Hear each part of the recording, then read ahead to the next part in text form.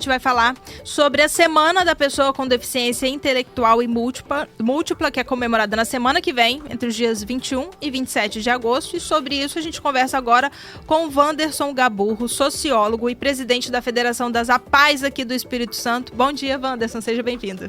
Bom dia, Patrícia. Bom dia, Lucas. Todos os ouvintes da Jovem Pan News. É um prazer pra gente estar aqui. Bom dia. Prazer é todo nosso. Ô, Wanderson, hoje, 2022, a gente pode dizer que o maior desafio dessa área ainda é a inclusão?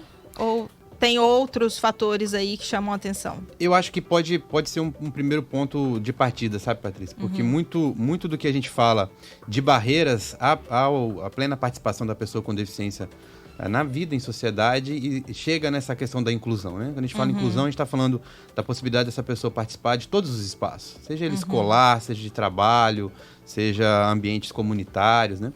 Então, qualquer barreira que impeça que essa pessoa tenha uma inclusão efetiva, né? A gente pode dizer sim que a inclusão é uma questão importante, e derrubar essas barreiras eu acho que ainda é um desafio que nós ainda estamos construindo. Wanderson, o tema da semana é justamente superar barreiras para garantir a inclusão. Quais são essas barreiras? Eu acho que a ideia do tema esse ano, né, todo ano esse tema é alterado justamente para trazer à tona algumas questões, sabe, Lucas e Patrícia?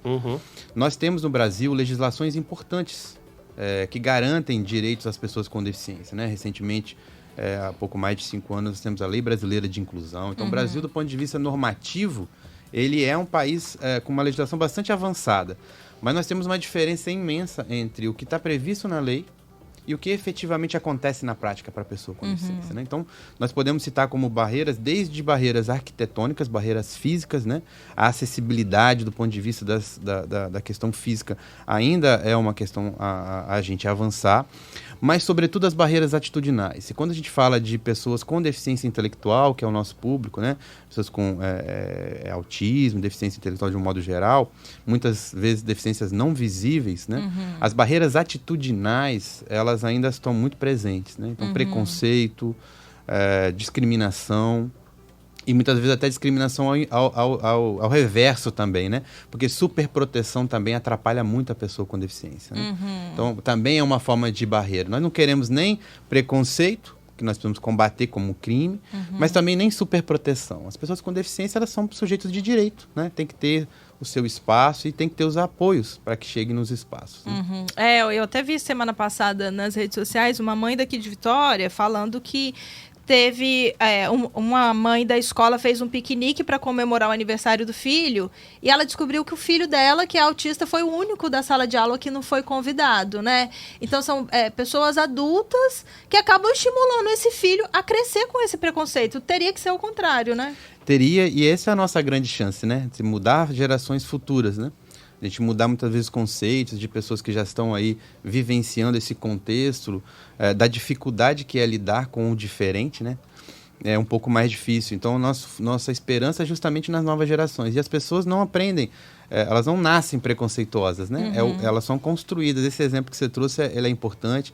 A gente tem, infelizmente, outros casos, né? Nós temos, por exemplo, casos de pessoas que estão inseridas no mercado de trabalho, né? E aí, um caso específico, ele trabalhava numa loja e essa loja foi fazer um treinamento contra incêndio e ele foi orientado a ficar em casa. Ele não precisava participar do treinamento. Quer dizer, se houver um incêndio, então ele não precisa... Ele não sabe como agir. Então, isso prova que inclusão também não é só estar nos espaços, né? Inclusão é também do ponto de vista das relações. Quer dizer, não adianta ele estar matriculado na escola e ser esquecido no piquenique, né? Isso é um pouco desse desafio. Acho que são um pouco dessas barreiras que a gente precisa construir para entender de fato que nós precisamos construir uma sociedade que respeite os diferentes, né? Bem, Wanderson, é difícil você percorrer o Espírito Santo e conhecer alguém que não sabe do trabalho da APAE, né? A APAE trabalha de norte a sul do estado. Queria que você falasse um pouco sobre o trabalho da instituição, a abrangência e quantas pessoas são atendidas atualmente. Nós temos um trabalho importante no Espírito Santo, né? Nós somos 40 APAES no Espírito Santo, nós estamos presentes em 40 municípios.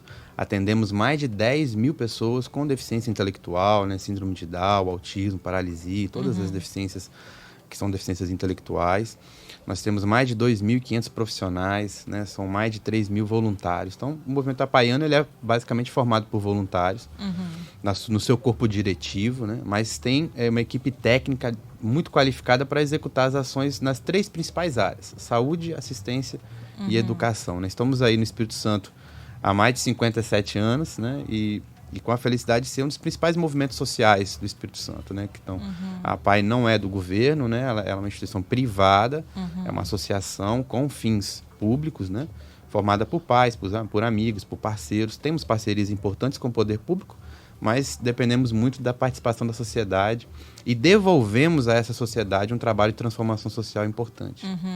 E aí tem um limite de idade para essa pessoa ser atendida na APAI, ou é por tempo indeterminado? Como é que funciona? Não tem limite de idade, sabe, Patrícia? Inclusive, quanto mais cedo a criança for diagnosticada com algum tipo de deficiência e tiver os apoios, né, das terapias, os apoios, ela consegue ter um percurso de vida com mais facilidade, né? Então não tem um limite, né? As APAIs atendem desde recém-nascidos até pessoas adultas. Inclusive, o envelhecimento é uma coisa que faz parte da realidade hoje das pessoas com deficiência, o que é bom, né? Mostra que nós evoluímos enquanto sociedade, mas também nos traz uma outra discussão, quer dizer, o que fazer com essa pessoa adulta, com essa pessoa que também envelheceu.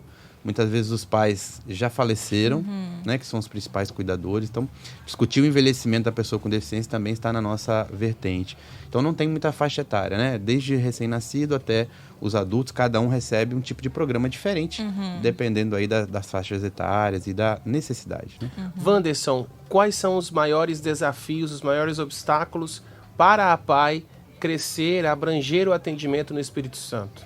Eu acho que um pouco dos desafios são todos os que movem aí o terceiro setor, né, os movimentos sociais. Nós desempenhamos ações importantes, mas essas ações dependem de financiamento, né, para transformar, para que a gente possa abranger mais pessoas. Então, como eu falei, a gente tem as APAIs do Espírito Santo algumas parcerias importantes com o poder público, mas depende muito da iniciativa das pessoas, da iniciativa privada, dos apoios da comunidade, né. Nós falamos muito das 10.000 pessoas que a gente atende, e nós temos quase 3.000 pessoas na fila de espera. Então, essa angústia de não poder dar conta de todos, né, e saber que tem aí uma gama de pessoas muito grande que necessitam de atenção, é um desafio para nós, né? Recentemente, inclusive, na Federação das APAIs, nós criamos um núcleo que chama-se NAF, Núcleo de Acolhimento à Família, para fazer acolhimento dessas famílias que não têm acesso ainda a nenhuma vaga na APAI ou na Pestalozzi ou em outra corrimã nossa, né? Mas que estão aí no desespero porque tem um filho com deficiência, não tem acesso a serviço, não tem recurso para pagar um tratamento particular.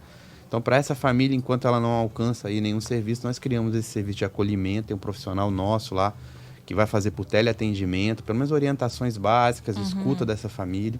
Então, eu acho que esse é um dos grandes desafios, a gente conseguir, de fato, garantir financiamento para ampliar os nossos serviços, estarmos mais fortes, né, nos municípios e podermos dar conta de todos. A gente gostaria muito de que toda pessoa com deficiência no Espírito Santo, que tivesse um diagnóstico de deficiência, encontrasse amparo em algum lugar. Porque é na APAI que essa criança, esse adolescente vai se desenvolver, né? Vai ali ter um atendimento especializado até para dar autonomia para essa criança, para esse adolescente. Exato. Né? Acho que você falou, Patrícia, uma palavra que para nós é chave, né? É autonomia. As pessoas com deficiência, elas podem e devem estar nos espaços, né? Elas têm condições de falar por si, de ocupar os espaços. O que vai determinar se essa pessoa consegue ou não estar no espaço é muito mais o que a sociedade vai entregar para ela do que propriamente ela, né? Ela tem condições, com graus diferentes, de estar em lugares diferentes. Mas o nível de apoio e o nível da nossa capacidade de derrubar as barreiras vai dizer para essa pessoa onde ela vai.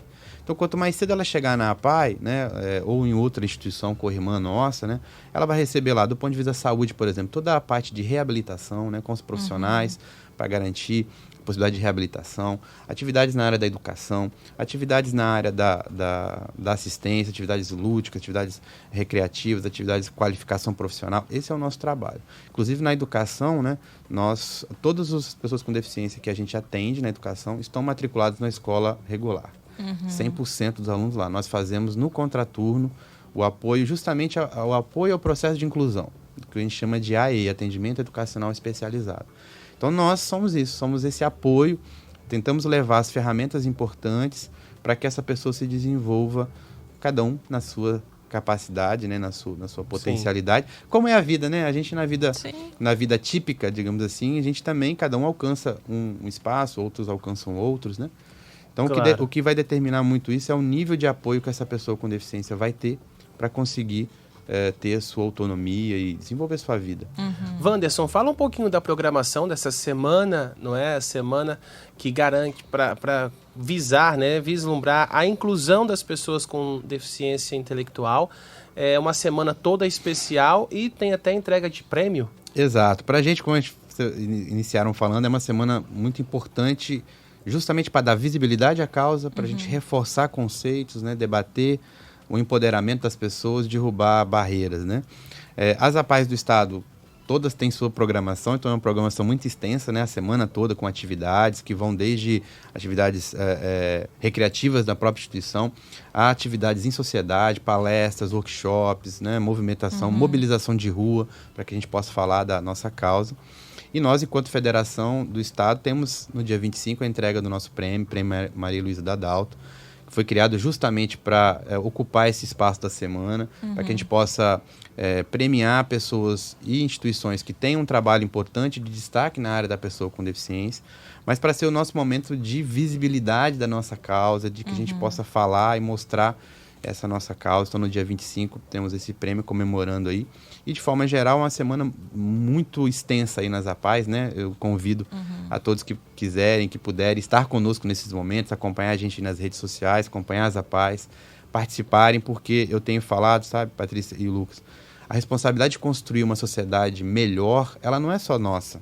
E também não é só dos pais que tenham pessoas com deficiência, ela é de todos nós. Sim. Todos nós precisamos viver numa sociedade melhor. Eu acho que esse é o nosso desafio, né? Perfeito. E nesse período, inclusive, vocês estão recebendo o apoio do Instituto Américo Boás, né? Exato. Esse, para nós, assim, é uma alegria e, mais uma vez, um agradecimento muito grande, né, ao Instituto Américo Boás, a toda a equipe, que tem dado um apoio importante, tá? É nosso parceiro nessa semana.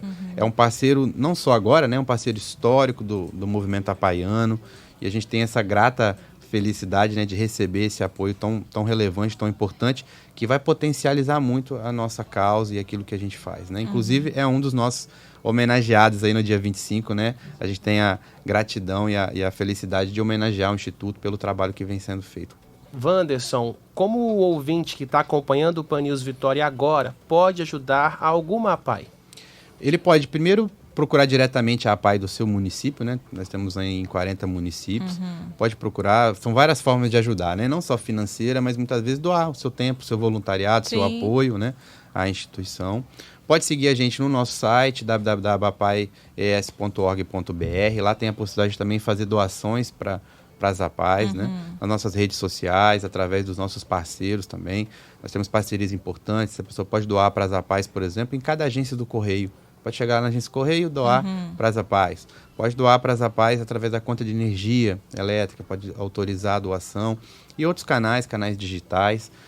Então, é um convite, na verdade, né, a fazer parte desse movimento tão importante e que tem levado, né, de forma muito criteriosa, com muita qualidade, muita transparência na gestão, atendimentos aí a mais de tantas pessoas que necessitam, né? Vocês já conseguiram retomar a questão de atendimento e de ajuda que vocês recebiam antes da pandemia? Porque eu acredito que na pandemia deve ter parado tudo, né? Foi um grande impacto, né? Acho que para todos, né?